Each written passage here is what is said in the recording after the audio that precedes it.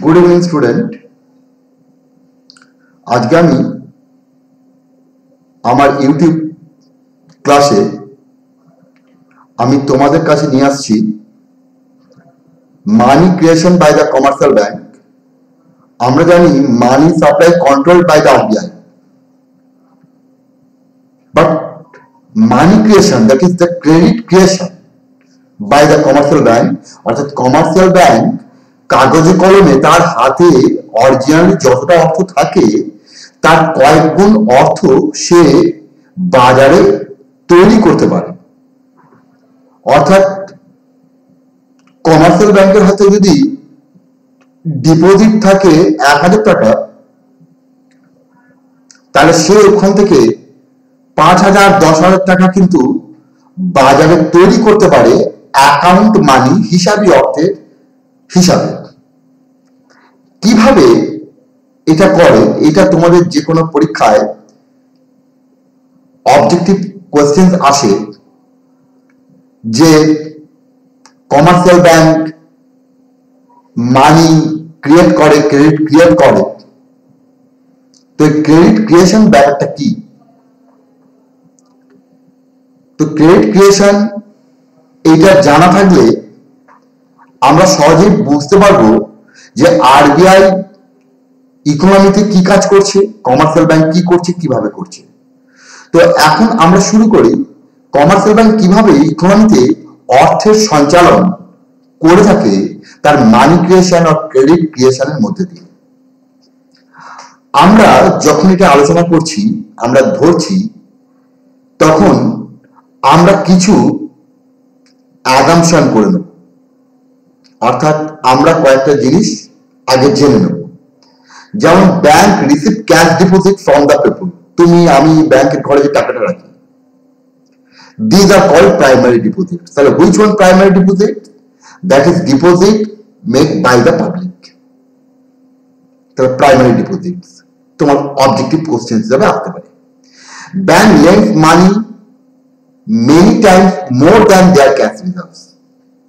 তাদের হাতে যত টাকা জমা আছে তার থেকে অনেক গুণ বেশি তারা মানি লেন্ড করতে পারে। এইটাই আমাদের আলোচনার জায়গা থাকবে, কিভাবে করে।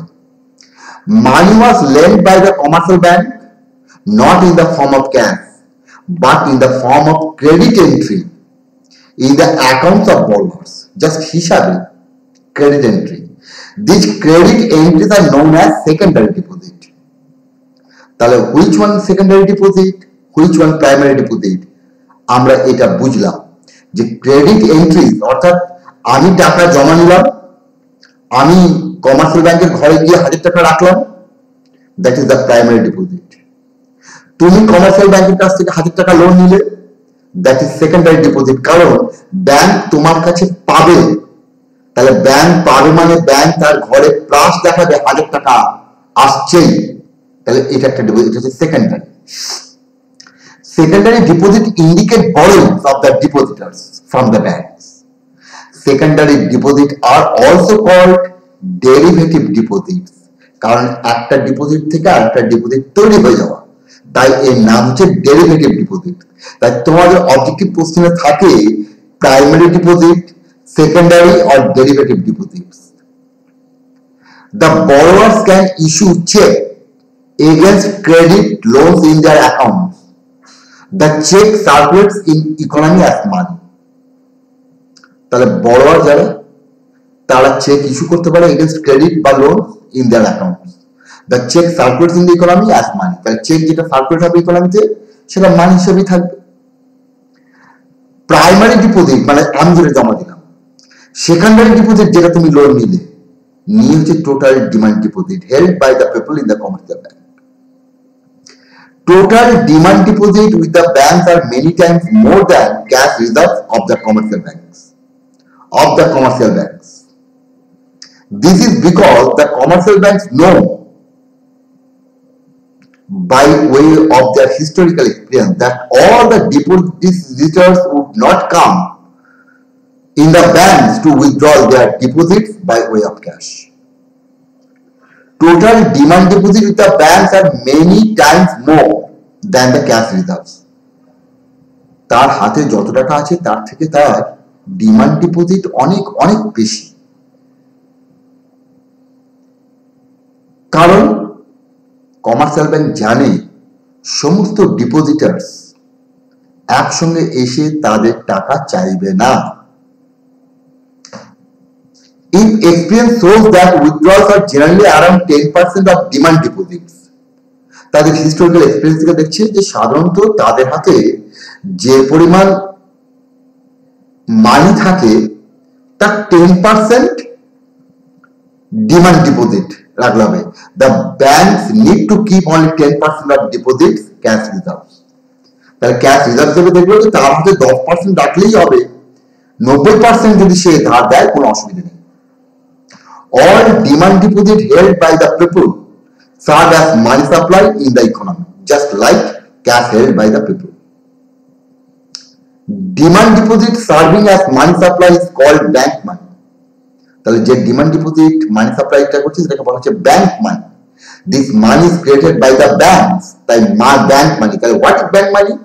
না demand deposit serving as money supply. যে ডিমান্ড ডিপোজিট মানি সাপ্লাইটাকে সার্ভ করছে সেটাই হচ্ছে bank money, because this is circulating in the system not in the form of cash but in the form of cheque issued by the bank to the holders of demand deposit. তাহলে এই জায়গা থেকে আমরা এবার আসছি, আমরা ধরে নিচ্ছি যে একটা সিঙ্গেল ব্যাংকিং সিস্টেম, একটা ব্যাংক আছে in the economy and initially the bank received deposit 1000. ধরা যাক ব্যাংক মেনটেন করছে ডিমান্ড 10%, সি আউট ক্যাশ হিসাবে তার হাতে ক্যাশ রিজার্ভ ধরে রাখছে। This reflect cash reserve of the commercial bank as a percentage of their demand deposit. The process is showing the following table. ধরা যাক প্রথম ফার্স্ট রাউন্ড, প্রথমে কোনো একজন 1000 টাকা ডিপোজিট করলো ব্যাংকে, ব্যাংক তার 10% হাতে ক্যাশ রাখবে 100 টাকা, বাকি 900 টাকা সে ধার দেবে। এই 900 টাকা বিভিন্ন হাত ঘুরবে। ধরা যাক তোমার হাতে এলো, তুমি 900 টাকা নিয়ে এসে ব্যাংকের ঘরে জমা দেবে। তাহলে সেকেন্ড রাউন্ড শুরু হলো। তাহলে সেকেন্ড রাউন্ড যখন 900 দিলে তাহলে আগে 1000 প্লাস 900, তাহলে ব্যাংক খাতায় লিখবে যে এ ব্যক্তির 1000, বি ব্যক্তির 900, তাহলে টোটাল এ প্লাস বি মিলে হলো 1900। তাহলে এই 1900 যে তার হাতে টোটাল ডিমান্ড ডিপোজিট অর্থাৎ প্রাইমারি প্লাস সেকেন্ডারি, তাহলে এখান থেকে সে 10% রাখবে। তাহলে 1900 10% 190, তাহলে 190, কিন্তু তার হাতে অরিজিনাল ক্যাশ কত ছিল 1000, তাহলে 1000 থেকে 190 বাদ যাবে, কত থাকবে 810। পরের রাউন্ডে 810টা ঘুরে আসবে তৃতীয় ব্যক্তির কাছে, তাহলে 1000 প্লাস 900, 1000 প্লাস 900 প্লাস 810, তাহলে এই জায়গা থেকে আসবে এবার 2710। এখান থেকে 10% কাটবে 271, তাহলে ধার দেবে কত লোন আসবে 729। এইভাবে চলতে থাকবে কতক্ষণ? যতক্ষণ না আমার রিকোয়ার্ড রিজার্ভ আমার 1000-এ পৌঁছয়, এবং তার মধ্যে আমরা দেখব মানি ক্রিয়েট হয়ে গেছে, বাজারে 900, ব্যাংকের হাতে 1000 প্লাস 10,000, শুরু হয়েছিল 1000 থেকে। তাহলে কিভাবে আসছে?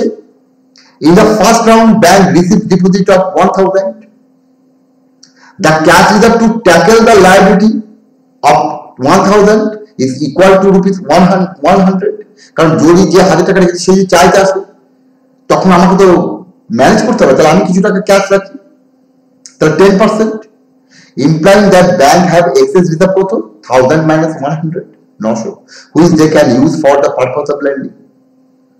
When these excess reserve are loaned out, deposit of the banks are raised by 900, and demand deposit 1000 plus 900, primary deposit plus secondary, bank আবার 10% কাটবে। তাহলে এইভাবে চলতে থাকবে। তাহলে এইভাবে চলতে থাকলে আমরা কি দেখতে পাবো? আমরা যেটা দেখতে পাবো যে প্রথমে পড়লো ফার্স্ট রাউন্ড, আমরা দেখছি first round,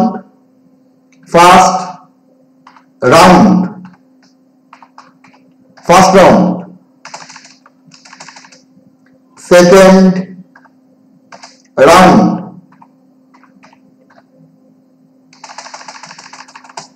third round,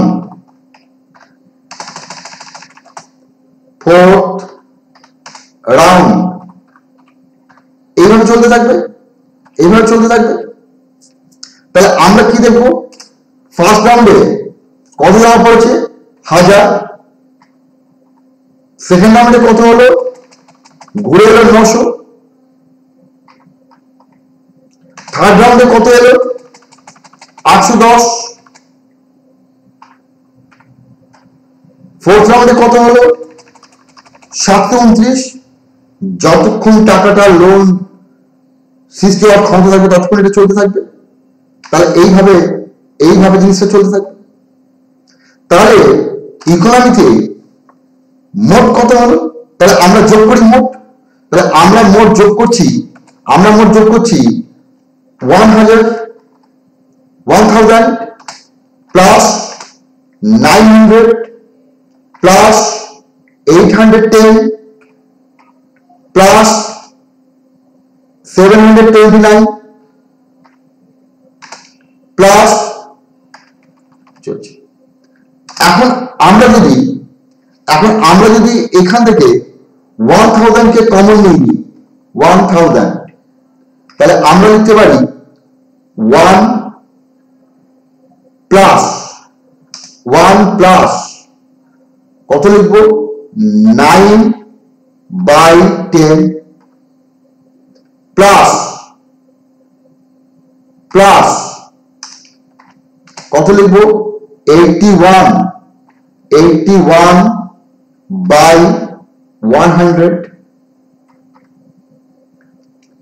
plus কত লিখবো 729 ডিভাইডেড বাই 1000,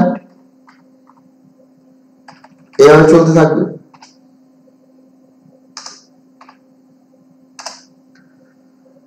তাহলে আমরা দেখতে পাচ্ছি প্রত্যেকটা বাড়ছে 9/10 টাইমস করে।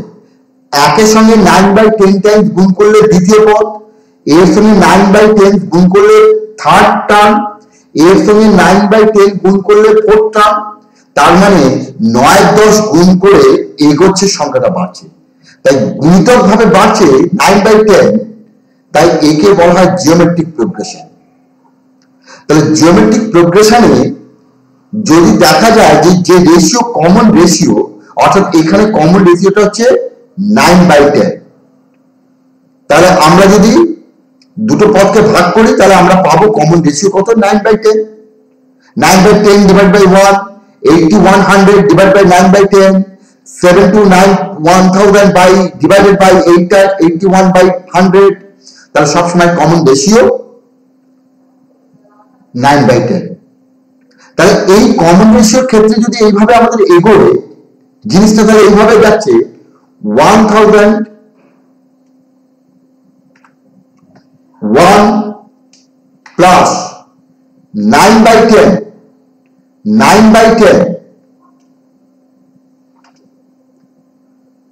9/10 তার স্কোয়ার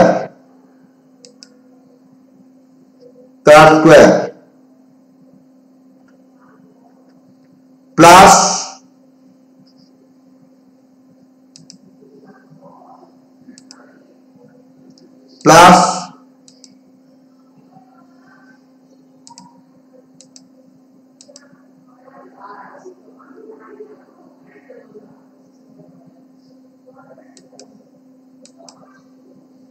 প্লাস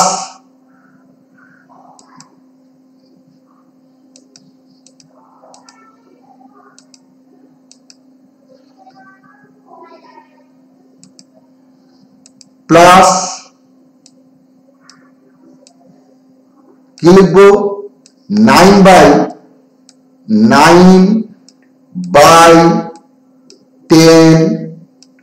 তার cube plus 9/10, this is 9/10, this is 9/10 9/10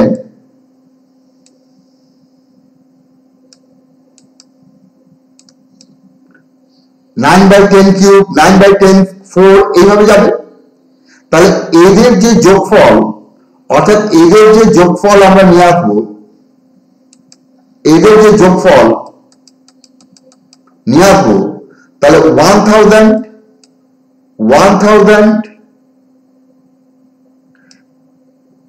into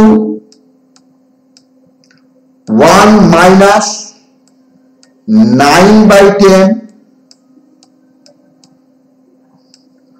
whole to the power, ধরা যাক পদটা যাচ্ছে n অবধি, n হতে পারে 100, 1000 by 1 minus 9/10। তাহলে আমরা যদি দেখি n যদি ভেরি লার্জ হয়, that means n tends to যদি ইনফিনিটি হয়, তাহলে 9/10 টু দি পাওয়ার n এই ভ্যালুটা হয়ে যাবে টেন্ডস টু 0। তাহলে আমাদের পড়ে থাকবে